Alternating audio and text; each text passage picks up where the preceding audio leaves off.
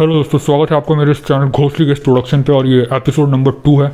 आज मैं बात करने वाला हूँ डिजिटल मार्केटिंग के बारे में। दोस्तों, डिजिटल मार्केटिंग जो है वो एक फील्ड है मार्केटिंग की। डिजिटल मार्केटिंग पिछले 100 सालों से हमारे पास मौजूद है, हमारे साथ मौजूद है। डिजिटल मार्केटिंग तब शुरू हुई थी जब सबसे पहले रेडियो में एडवर्टीजमेंट शुरू हुई थी। उस इंसान का नाम तो मुझे याद नहीं है, लेकिन over the period of time चलकर डिजिटल मार्केटिंग इवॉल्व हुई और इसके अंदर मेनली 3 मॉड्यूल्स कंसिडर किए जाते हैं। पहला तो एसईओ, दूसरा है सर्च इंजन एड्स जैसे कि गूगल एड्स, और थर्ड हो गए सोशल मीडिया एड्स।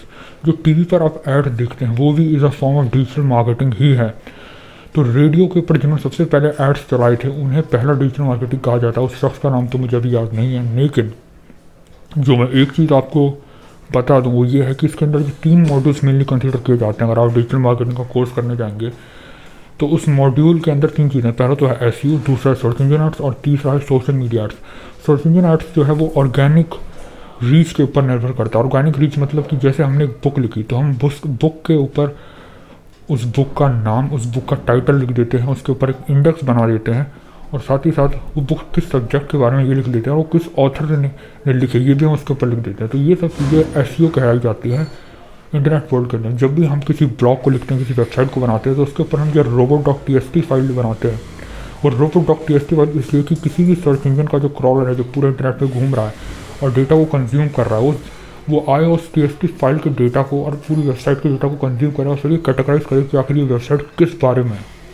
और फिर उसके बाद ये जब सर्च इंजन के पास डेटा जाता है तब ये कैटेगराइज किया जाता है कि वेबसाइट किस बारे में है और फिर वो किस कैटेगरी के ऊपर है, किस कीवर्ड से रिलेटेड उस कैटेगरी के ऊपर ही सर्च किया जाता है। जैसे अगर मैं एक फिजिक्स के ऊपर एक बुक पढ़ना चाहता हूँ, तो जैसे किसी राइटर ने एक बुक लिखी फिजिक्स के ऊपर, तो जाहिर सी बात है वो मेंशन करेगा इस सब्जेक्ट को, एक कीवर्ड्स को अपनी बुक के अंदर, अपनी बुक के टाइटल के अंदर।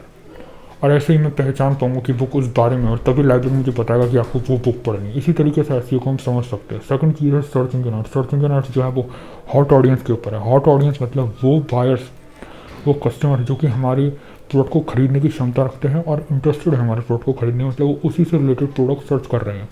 सर्च इंजन पर चलने वाले जितने भी एड्स होते हैं, गूगल पर चलने वाला, यूट्यूब पर चलने वाला, सभी हॉट ऑडियंस के अंदर ही आते हैं।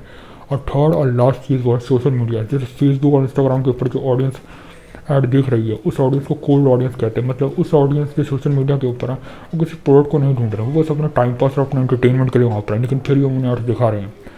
जैसे न्यूज़ चैनल्स और एंटरटेनमेंट चैनल जो एड्स दिखाते हैं, क्रिकेट चैनल्स के ऊपर जो ऐड आता है वो कोल्ड ऑडियंस के लिए ही है। हालांकि वो ऑडियंस पोटेंशियल बार नहीं है, लेकिन फिर भी उन्हें दिखाए जाते हैं उन्हें अवेयर करने के लिए कि अगर वो इंटरेस्टेड हैं तो उस प्रोडक्ट को खरीद सकते हैं।